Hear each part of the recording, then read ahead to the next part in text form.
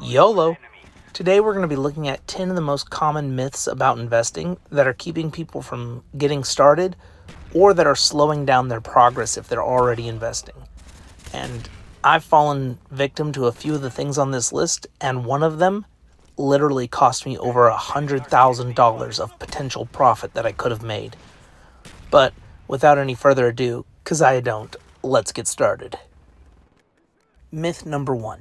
Investing equals gambling. I can tell you that's definitely not the case, but I understand how this misconception came about. People seem to equate day trading with investing. It's like saying salt water and fresh water are the same thing because they're both water. It's completely wrong. One will kill you if you try to drink it, and the other is life-giving. Day trading, you're making moves multiple times a day trying to take small micro profits, or if you're really good, like the guys on Wall Street, macro profits. Investing, you buy into a company or an ETF, and you buy it with the intention to hold it for years or possibly even decades as it grows, and you collect money in the form of dividends or capital appreciation when you eventually sell your position. A general rule of thumb to remember for the difference between investing and gambling is if you're betting on something, you're gambling, but if you're building something, you're investing. Myth number 2, you need a lot of money to start investing. Again, this one's busted. It's completely bogus. You can start investing with as little as $1 on some platforms.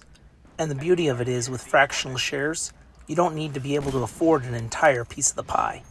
If you want to invest into Apple stock, you don't need the full amount. You can just put in a few dollars here and there.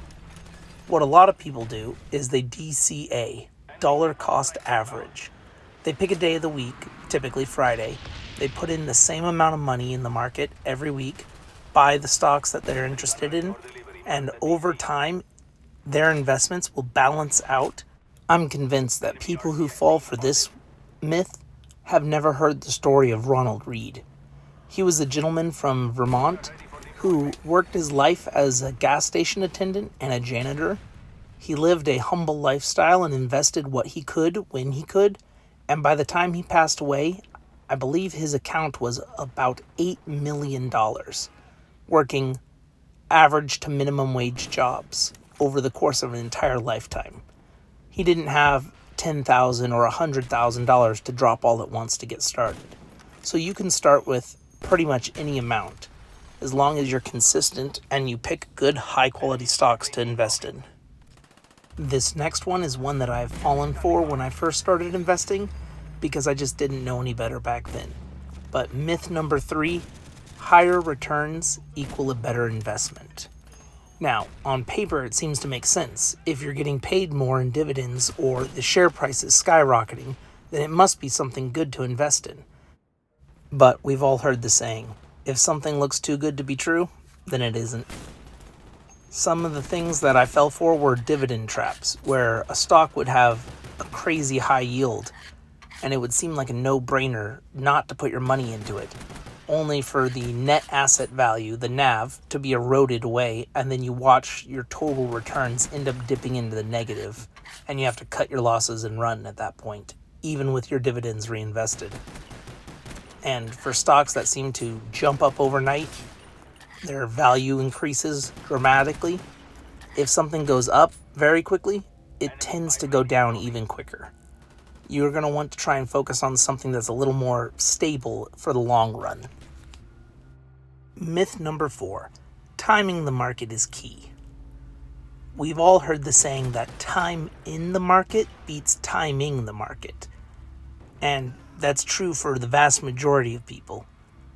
The upper echelon investors on Wall Street, year over year, don't tend to outperform the S&P 500. So, if highly trained professionals can't be beating the market with perfect timing, then the average person probably shouldn't even be attempting it.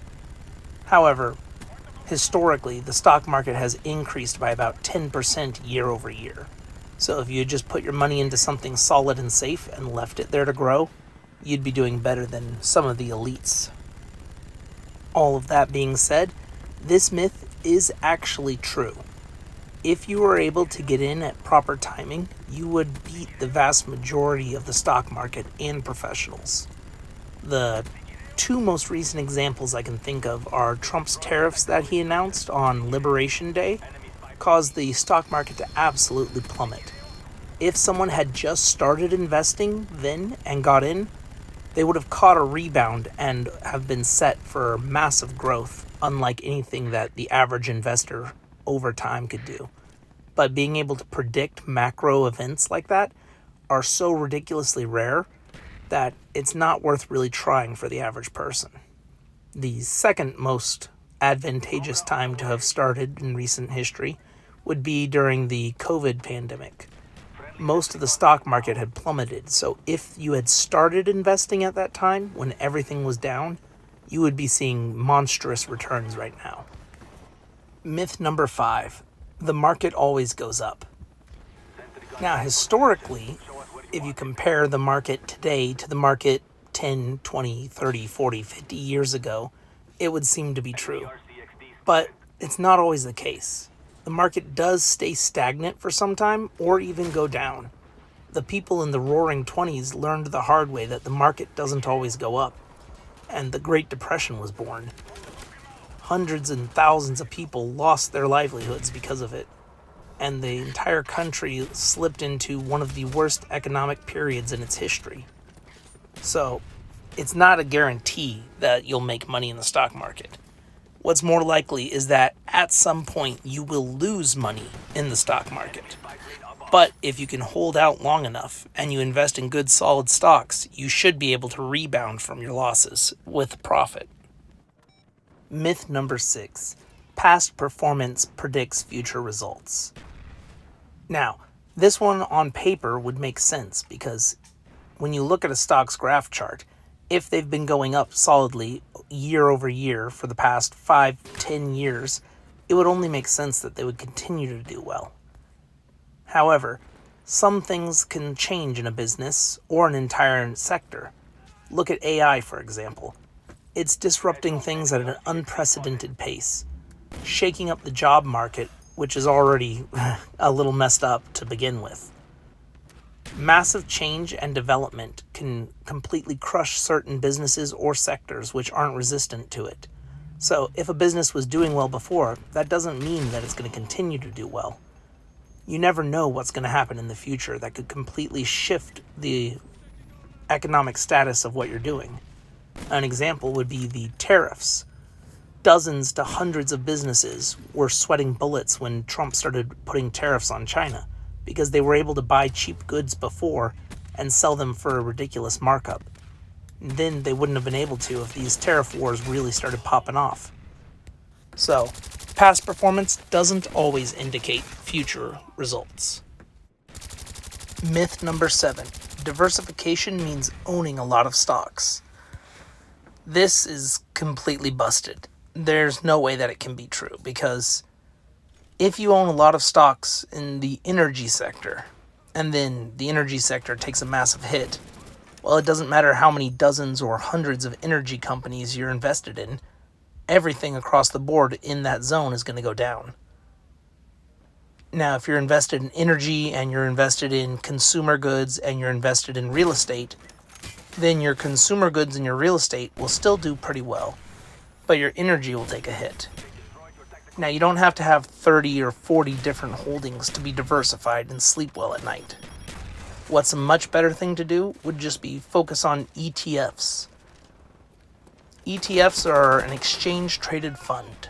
They're like a basket of individual stocks, so if one doesn't do so well, the others can help pull its weight. A few high-quality ETFs will give you all the diversification that you're really going to need. Alright, this next one I fell for as well, so I understand how people fall for this myth, which is dividends are free money.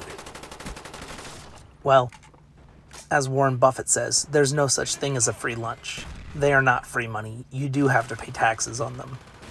Even if you don't take the money out of your brokerage account, or if you reinvest it back into the stocks, you still are required to give the IRS their little portion. Some dividends are taxed more favorably at lower rates, so that might also be part of where people get the misconception from. I didn't know it when I started investing, so I was surprised at the end of the year when I did my taxes and found out that I had to pay money on money that I actually never got in my bank account. It was a little baffling. This next one that I fell for is the one that cost me over $100,000 of potential gain, and it gets me quite frustrated. You know what really grinds my gears? Myth number 9. Only experts can invest successfully. Oh, alright, I'm going to tell you a little story. It was back in late 2019, early 2020. Dogecoin was trading for fractions of a penny. I had built up a savings of about $3,000 to $4,000 at that time. I was planning on investing, well, not planning. I was thinking that I should really start investing in either Dogecoin or GameStop. But I talked myself out of it because my thought process was, I don't know anything about investing. I'd probably just lose my money. Only professionals can invest. So I did nothing. I sat around and waited. Looking back now, and after calculating the numbers, if I had bought $2,000 worth of Dogecoin back then, it would be just slightly over $100,000 today. So, no, this myth is 100% false. You do not have to be a professional to start. You can be an average Joe. You don't need hundreds of thousands of dollars. You can just start, put in a little bit, stay consistent, and avoid not really buyer's remorse, but more like the regret of not going with my gut. And finally, myth number 10. You can get rich quick. It is possible, but it's very unlikely because you're dipping into gambling territory at that point, putting your money into meme coins or NFTs to be able to turn massive profits. YOLOing like there's no tomorrow. Investing is more of a steady build, looking at the long-term time horizon of years or decades. Warren Buffett, when he buys with the plans of holding something for 50 to 100 years. Now keep in mind, he's almost 100 years old, so he's not going to be able to live long enough to see this happen. But that's the mindset of investing, the long-term slow process of the tortoise and the hare. Trying to make money very quickly will probably lose you your money even quicker. So, is it possible? Yes. Is it likely? Not very. Those are the 10 most common myths on investing. Let me know in the comments below if you've fallen for any of these myths in your own financial journey like I have. And if you enjoyed the video or got some information from it that you didn't know before, go ahead and leave a like as well, because that really helps out my channel. Don't forget to subscribe and hit the post notification bell so you don't miss any future uploads. I'll go ahead and shut up now so you can enjoy the last few moments of this gameplay. The final kill cam is pretty epic. But, as always, I'll catch you on the flip side.